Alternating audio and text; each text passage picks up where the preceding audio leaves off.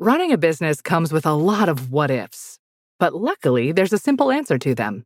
Shopify.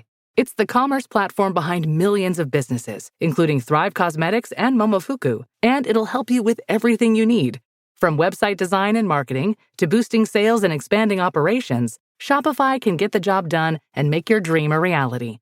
Turn those what ifs into... Sign up for your $1 per month trial at shopify.com/special offer. We're not against rap. We're not against rappers. But we are against those. Something big about to happen. I hear the beat tapping. We some fly rhyming felines rapping on the track. Better yet, grab a gat, cause we hot like Enzo. Doors closed, windows up, cause that's the way we like to ride. Windy City hitting. Check mic 1 2 1 2. We live, baby. Hey, what's up, Chicago? And welcome back to episode 575 of Speak Your Mind Radio. I'm your hostess with the mostest, Queen Star, aka MzHipHop. And today we're going to be chopping it up with Jesse Flores, the Vice President of Artist and Label Partnership over at Intercept Music. And Intercept Music is a company that helps independent artists move like majors. And we'll be talking about artist development, building real partnerships, and what it takes to stand out in the music industry today. So without further ado, bringing up next to the mic, the one and the only Jesse Flores. Hey, MzHipHop, thanks for having me. I appreciate it. Oh, you're welcome. Thank you for being on here today. Of course. So as you know, Jesse, here at Speak Your Mind Radio, we do an icebreaker question for all the artists. So let's get started. Okay, before we get into the business side of things, if your job was a music genre, what would it be and why? Definitely hip hop, which is my favorite genre. Always evolving, always changing, always being a trendsetter, and being a voice for the culture. So I would definitely go with hip hop. Definitely. I love that answer. Hip hop all the way. And it's definitely a diverse genre of music, especially today. Exactly. Okay. So, what would be like one artist or an album that just made you fall in love with the business side of music? Ooh, the business side. That's a good question. I think I would have to go with the album that was one of the first that I worked in the business as a college rep at the University of Florida. And I would have to go with Redman's Muddy Waters album. It had just dropped a week after I joined the company, which is a Polygram Distribution, who was a distributor for Def Jam Records at the time. And we got the album early, so I had it before release date, and I was just mind blown. Like I couldn't believe, one, I had a job in the industry, and two, that I was getting music from an artist that I was a fan of before anybody else. And you know, that kind of thing really got me going and made me realize, like, hey, this is something I want to do as far as my career. Of course, all my friends were going crazy because we basically had a listening party and just kind of, you know, zoned out, listened to that album. It's definitely one of his better albums and one of my favorites. But it ended up having like 3 or 4 strong singles. It went gold, if not platinum at this point in time. And we really did a great job promoting and marketing that release. So I'd have to say Redman Muddy Waters. Oh, wow. That's a great answer. So you mentioned that you went to Florida State University, right? I actually went to the University of Florida. Oh, University of Florida. Yeah. Got it backwards. Yeah, that's one of our rivals. That's all good. I have a brother that went there. So. Oh, okay, cool. Yeah, so walk me down memory lane. Like, you know, being in college, how did you figure out what major and minor you wanted to go through? That's a great question, because at the time, my school did not have any major in like music business. And I played an instrument. So when I got there as a freshman, I was, you know, playing the saxophone, but I didn't want to major in music performance. So I decided to switch up my major and go towards business, and with a major in management. And what I did was I started selling mixtapes on campus. You know, my mom's from the Bronx, so I used to go to New York every summer and get my clothes and get all the mixtapes, which I loved because the mixtapes at the time had, you know, exclusive tracks and cool remixes and blends, which they call mashups now. So knowing that I'm in Florida and we don't have access to those type of tapes, I brought them down, I sold them, and I had a great time selling tapes from like DJ Clue, DJ Ron G, Tony Touch, Doo-Wops, all these major DJs in New York. And obviously they were selling very well. From there, I got a job, or I guess a volunteer type of job with an organization on campus called Student Government Productions. And what they did was brought shows to the University of Florida. It was run by students, and it was like a booking agency. So based on that and joining that organization, I was able to be a part of shows from artists such as Tribe Called Quest, Lost Boys, Farside, just a bunch of cool bands and artists that kind of got my foot in the door just to see, okay, there is a business there for music. There's this side of it.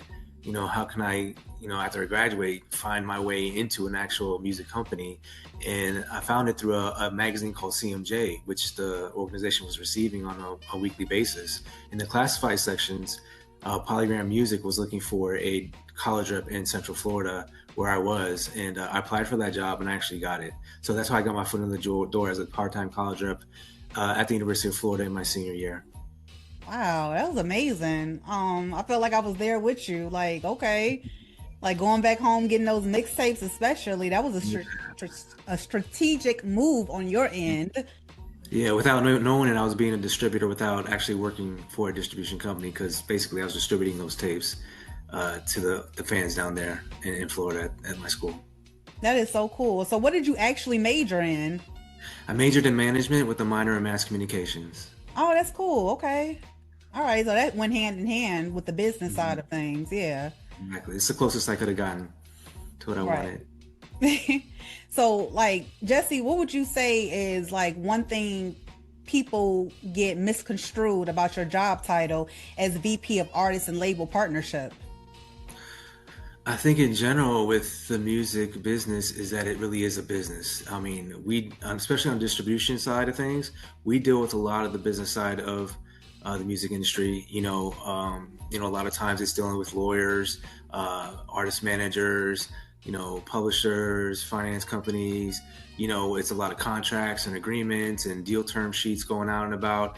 So, you know, we have a lot of meetings, whether it's sales meetings, marketing meetings, deal meetings. So it's definitely a business for sure. There is times where we deal with the artist directly, whether it's a show or attending an event, or maybe having some type of retail pop-up or an artist signing. But a lot of times it is, you know, all business. But, you know, like my friends back home and some of my family, they think I'm in LA, like living the Hollywood life. Yeah. You know, mingling and mingling with the stars, but it's not really like that 90% of the time. Okay. Yeah, I thought the same thing. That's really cool though, still, you know. Okay, so now Jesse, you've been in the game for a minute now, like over 2 decades, which is very, very impressive, right? Thank you. You're welcome. With that being said, you worked with a lot of major labels and now Intercept Music. So what drew you to join the team and take the position of VP, the VP Pro? Yeah, I mean, to be honest, it's just a great time to be independent, and Intercept Music is on the forefront of independent distribution for artists and labels that want to have a good mix of music distribution, technology, and excellent customer service. And I think we're a good blend of all three. You know, when it comes to music distribution, there's a lot of companies obviously out there that can provide that distribution channel where you can distribute music to all the digital service providers out there, like the Spotifys and the Apples of the world. But I think where we set ourselves apart is that we're able to, apply our technology to our dashboard and provide services and tools to our indie artists and label partners that some of the others don't. And the same thing with providing that white glove service. You know, we're not a company where you're gonna have to chase somebody down. You're not gonna have to wait over a day to get a response on email, you know, or you can't reach somebody via the phone. We're there to help you guys out through the whole process of, you know, growing your business, whether it's setting a release strategy or coming up with a marketing plan, or just having some advice on how to move forward with an artist or release. Those are the type of things we deal with on a daily basis and excel at. Wow. So how do you actually find the artists that you want to work with though? Or do they find you? It's both. Yeah, a lot of times they come to us via referral, whether it's a client that's already on board, or maybe it's an artist manager or an attorney. A lot of opportunities come from entertainment attorneys. They come from all places, and then, you know, people can also go to our website, interceptmusic.com, and inquire about joining the company there. So there's different various ways to actually reach out to us and to get in contact with somebody at Intercept, including myself. Okay, and now I want some of your expertise in this. Say an artist got some type of deal with a record label, so to speak, through an email. How legit is that? Yeah, if it's a cold email and you never heard of the label, it's definitely a red flag as far as I'm concerned. You definitely want to do your research, search online, see where the artists are there, if they even have a website, because if none of that stuff exists, it's probably not real. It's not real. It's not something that you want to move forward with.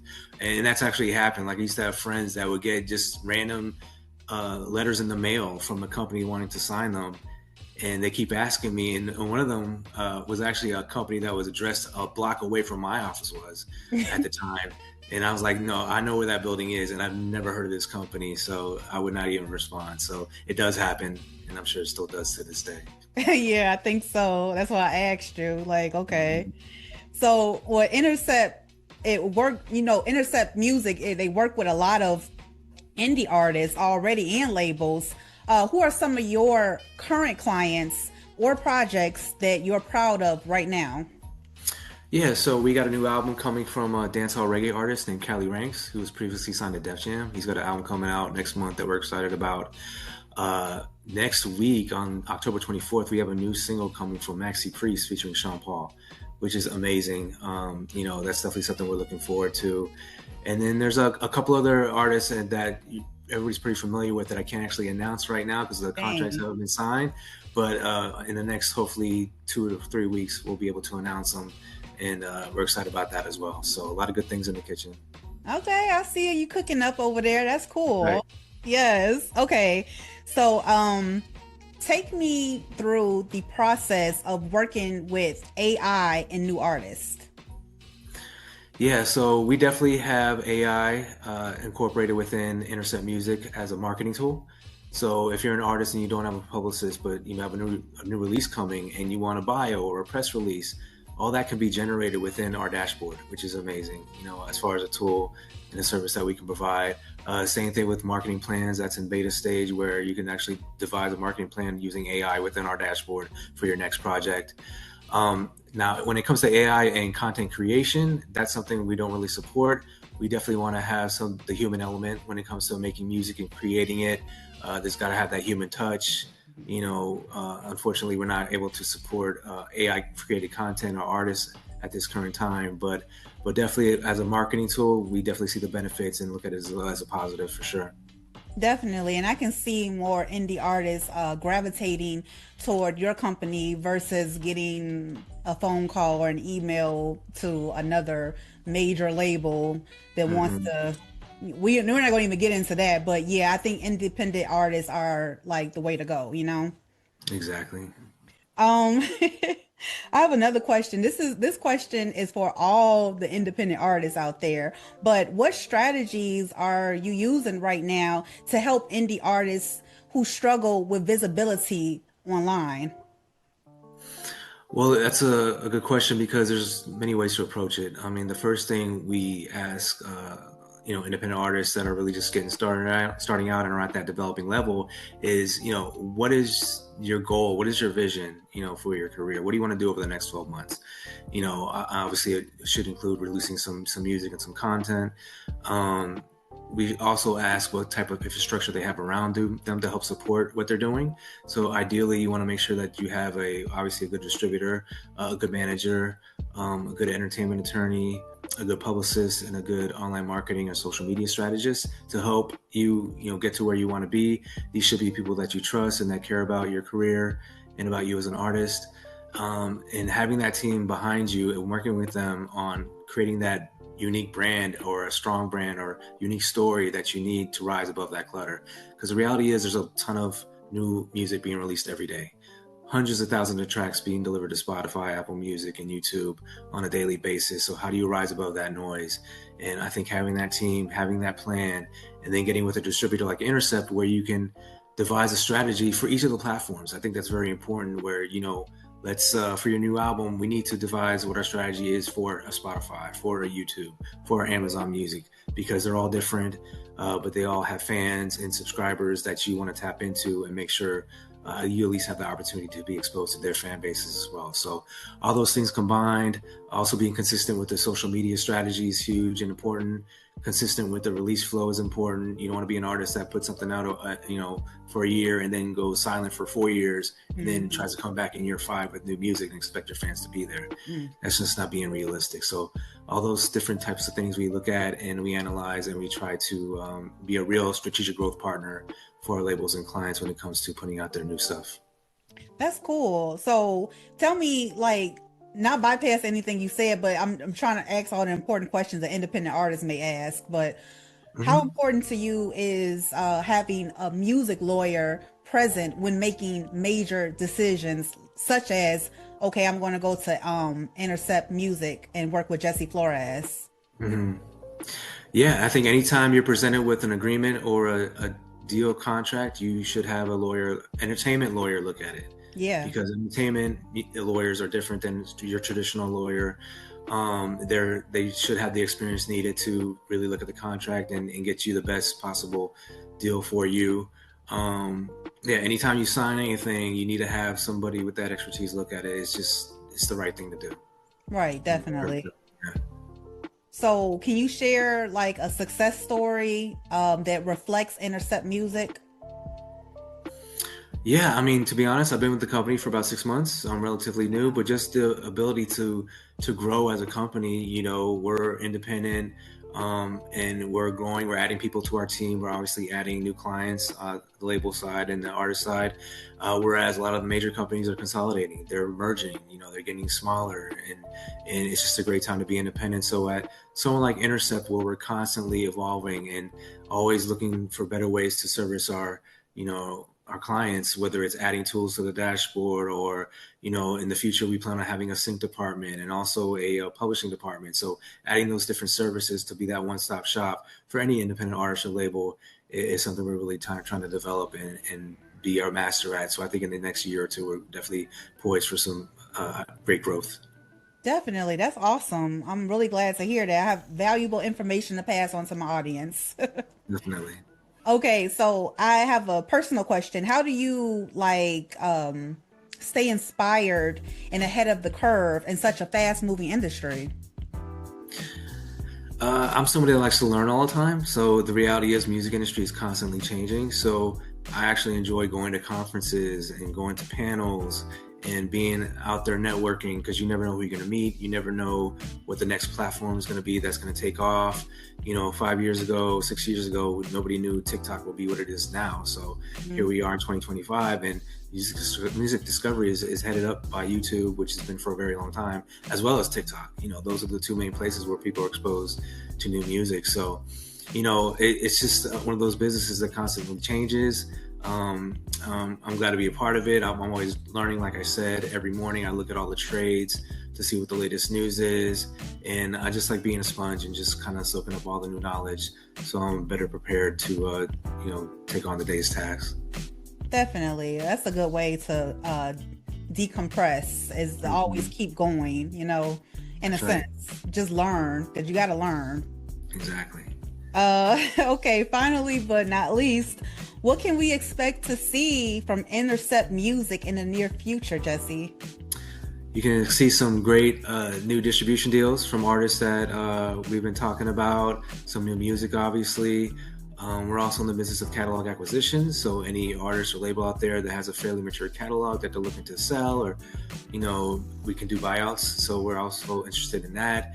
And then just, I guess, more growth within the company as far as our service offering and being a better service provider for our artists and label clients. Because like I said, I think in the next year or two, you're definitely going to hear a company like Intercept Music, along with the Empires of the world and the United Masters and the Virgins and the Orchards. We want to be right there as well. So, yeah, I definitely can see that through this interview right now. I see a lot of major things happening with you guys. Exactly. Yes. Okay. Thank you so much, Jesse, for coming on today's show. I truly appreciate your presence and the valuable information that you gave. There are a lot of artists that step on the show that are indie, and I'm pretty sure they're going to be interested in working with Intercept Music in the future. That'd be amazing. You can always reach out to us via our website, interceptmusic.com. Hit us up on IG. The handle is at interceptmusicofficial. Or you can send me an email directly. I'm at jesse.flores@interceptmusic.com. Thank you, Jesse. Yay. MzHipHop. Appreciate you. Most definitely. Peace out and have a blessed day. Thanks, you too. Thanks.